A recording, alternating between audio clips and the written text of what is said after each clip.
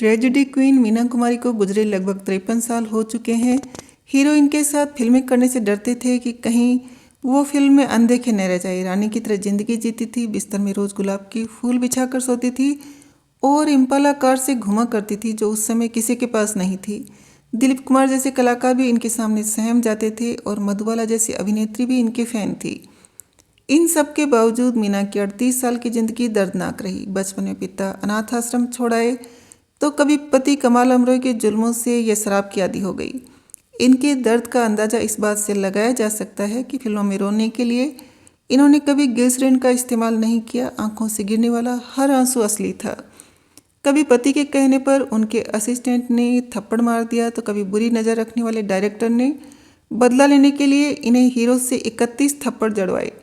पाकीज़ा सी मीना की डरावनी और हर मोड़ पर दुख देने वाली कहानी की आज 10 बड़ी ट्रेजेडी जानेंगे। बेटे की चाह रखने वाले अली बख्श के घर जब 1 अगस्त 1933 को बेटी का जन्म हुआ तो उन्हें बहुत गुस्सा आया। पहले ही एक बेटी थी और गरीबी चरम पर थी।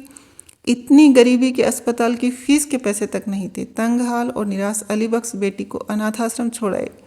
घर आए तो पत्नी इकबाल बेगम के समझाने पर उनका दिल पिघल गया। कुछ घंटों बाद वो बेटी को वापस ले आए और नाम दिया महजबी। मीना कुमारी पढ़ाई करना चाहती थी लेकिन गरीबी के चलते ऐसा नहीं हो सका। जब थिएटर आर्टिस्ट अली बख्श के लिए घर चलाना मुश्किल हुआ तो वो 4 साल की मीना को सेट पर ले जाने लगे। एक दिन डायरेक्टर विजय भट्ट ने उन्हें अपनी फिल्म लेदरफेस में बतौर चाइल्ड आर्टिस्ट कास्ट कर लिया। पहली फिल्म की उन्हें 25 रुपये फीस मिली। इसके बाद से फिल्मों में काम करते हुए महजबी उर्फ मीना ने घर की जिम्मेदारी उठाई।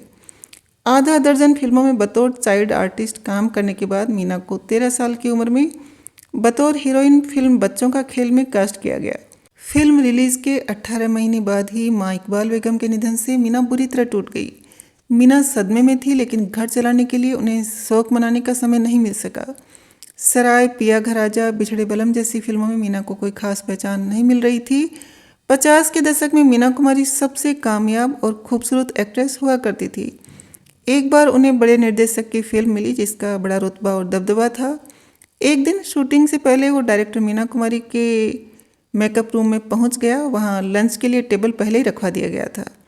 उस डायरेक्टर ने टीम से पहले ही कह दिया था कि वो मीना के साथ अकेले उनके मेकअप रूम में लंच करेंगे जिससे उनसे फिल्म की बात की जा सके। जैसे ही लंच शुरू हुआ तो डायरेक्टर टेबल के नीचे मीना कुमारी के पैर पर अपना पैर रखने लगा और हाथ करीब लाकर उनके साथ गलत हरकतें करने लगा। मीना कुमारी उनकी मंशा समझ गई और ज़ोर ज़ोर से शोर मचाने लगी। बाहर खड़े लोग अंदर आ गए और सेट पर हंगामा हो गया। मीना कुमारी ने गुस्से में उस डायरेक्टर को पीटना शुरू कर दिया। डायरेक्टर चुप रहा और फिर सबको कहने लगा कि ये एक सीन का रिहर्सल था। लोग सच्चाई जान चुके थे। उन्हें धमकी दी गई कि इस बात पर कोई जिक्र न हो वरना नौकरी चली जाएगी। उस समय तो डायरेक्टर खामोश रहा लेकिन उनसे बेइज्जती का बदला लेने की ठान ली थी। कॉन्ट्रैक्ट के चलते मीना भी फिल्म नहीं छोड़ सकी। शूटिंग शुरू हुई तो डायरेक्टर ने स्क्रिप्ट बदलवाते मीना को थप्पड़ पड़ने का एक सीन डाल दिया। अचानक स्क्रिप्ट बदलने से हर एक्टर स्तब्ध था लेकिन डायरेक्टर की मनमानी के आगे किसी की नहीं चली। उस डायरेक्टर ने सीन शुरू करने से पहले कहा कि शॉट नज़दीक का है, ऐसे में मीना को असली जोरदार थप्पड़ मारा जाए जिससे रिटेक न करना पड़े। डायरेक्टर के एक्शन बोलते ही भारी हाथ वाले एक एक्टर ने मीना को जोरदार थप्पड़ मारा। मीना हिल गई और उनका गाल लाल पड़ गया। डायरेक्टर ने बदला लेने की मंशा से कहा, शॉट खराब था, दोबारा करना पड़ेगा। मीना कुमारी समझ चुकी थी कि उनसे बदला लिया जा रहा है। वो खामोश रही और ऐसे ही चुपचाप उन्हें 31 थप्पड़ खाने पड़े। इस बात के गवाह एक्टर अनवर हुसैन थे जिन्होंने ये किस्सा बलराज साहनी से शेयर किया था। 1952 में कमाल अमरोही ने मीना कुमारी को फिल्म अनारकली में साइन किया था। वैसे कमाल ने मीना को 5 साल की उम्र में तब देखा था जब वो एक चाइल्ड आर्टिस्ट की तलाश में थे लेकिन तब बात नहीं बनी थी। 19 साल की मीना कमाल अमरोही की फिल्म अनारकली की हीरोइन बनी लेकिन एक बड़े हादसे का शिकार होने से उन्हें अस्पताल में भर्ती होना पड़ा। कमाल अमरोही रोज़ फूल लेकर अस्पताल पहुंचते थे और घंटों मीना से बातें करते थे। उस समय कमाल पहले ही 2 शादियां कर चुके थे और मीना से वो दोगुनी उम्र के थे। मीना कुमारी के पिता अली बख्श बेहद सख्त मिजाज के आदमी थे। वो मीना को खूब पाबंदियों में रखते थे जब उन्होंने कमाल और मीना के बीच बातचीत बढ़ती देखी तो खुद अस्पताल में बैठने लगे। ऐसे में कमाल और मीना खतों के जरिए बातचीत किया करते थे। 4 महीने तक साथ साथ समय बिताते और बात करते हुए दोनों एक दूसरे को चाहने लगे। मीना के पिता को जैसे ही रिश्ते की भनक लगी तो उन्होंने पाबंदी बढ़ा दी और उन्हें फिल्म अनारकली छोड़ने को कहा। अस्पताल से निकलने के बाद मीना कुमारी की फिजियोथेरेपी हुई। मीना को अकेले घर से निकलने की भी इजाज़त नहीं थी। पिता रोजाना उन्हें छोटी बहन मधु के साथ 8 बजे सुबह क्लिनिक छोड़ते और 10 बजे लेने पहुंच जाते। पाबंदियां बढ़ी तो प्यार और परवान बढ़ गया। मीना जानती थी कि पिता नहीं मानेंगे, तो एक दिन वो थेरेपी के बहाने क्लिनिक पहुंची और पिता के निकलते ही कमाल आए और मीना और उनकी छोटी बहन के साथ ले जाकर मीना से निकाह कर लिया। वो तारीख थी 14 फरवरी 1952, जब महज 2 घंटे में मीना और कमाल की सीक्रेट शादी हुई। दोनों तुरंत लौटे और पिता के साथ रोज़ की तरह घर आ गए। शादी के बावजूद मीना पिता के साथ ही रहती रही, लेकिन एक दिन राज खुल गया। पिता ने तलाक का खूब दबाव बनाया और घर में खूब हंगामा हुआ। जब मीना कुमारी ने कमाल की फिल्म दायरा साइन की तो पिता ने एक दिन उनके लिए दरवाज़ा ही नहीं खोला।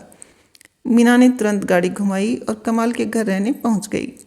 जब मीना कमाल के घर पहुंची तो उन्होंने शर्तें रखी। पहली शर्त, किसी दूसरे डायरेक्टर की फिल्म नहीं करना, कोई लड़का घर छोड़ने नहीं आएगा, शाम 6 बजे से पहले घर लौटना होगा, रिवीलिंग कपड़े नहीं पहनना होगा और कोई पुरुष उनके मेकअप रूम के अंदर नहीं आना चाहिए। मीना मान गई और दोनों साथ रहने लगे। पिता की पाबंदियों के बाद मीना पर अब पति की पाबंदियां लग चुकी थी। फिल्म मैं चुप रहूंगी की शूटिंग के दौरान नरगिस और मीना कुमारी का कमरा आसपास था। एक दिन नरगिस ने मीना के कमरों से चीखने की आवाज़ें सुनी। थोड़ी देर बाद कमाल कमरे से निकलते दिखे। अगले दिन मीना कुमारी का चेहरा बेहाल था। एक बार जब साहिब बीवी और गुलाम के सेट पर मीना को घर जाने में देरी हुई तो पति के डर से उन्होंने रोते हुए शूटिंग की थी। कमाल सरेआम मीना कुमारी की बेइज्जती कर दिया करते थे और उन्हें अपशब्द कहते थे। शादी के 8 महीने तक मीना ने सारी शर्तें मानी, लेकिन फिर उन्होंने विरोध किया। घर में रोज झगड़े होते थे जिनका अंत मारपीट से होता। एक बार तो कमाल मीना की दूसरी फिल्मों में काम करने की जिद पर राजी हो गए, लेकिन फिर शर्त रख दी कि फिल्म साइन करने से पहले वो सारी स्क्रिप्ट पढ़ेंगे। मीना कुमारी और कमाल की कोई संतान नहीं थी। दरअसल मीना कुमारी मां नहीं बनना चाहती थी। पहली बार मीना गर्भवती हुई तो उनका गर्भपात हो गया था। इसके बाद मीना 2 बार और गर्भवती हुई, लेकिन दोनों बार ही उन्होंने बच्चा गिरा दिया, वो भी पति कमाल को बताए बिना। जैसे ही कमाल को ये बातें पता चली तो उन्होंने गुस्से में मीना को जोरदार थप्पड़ मारा।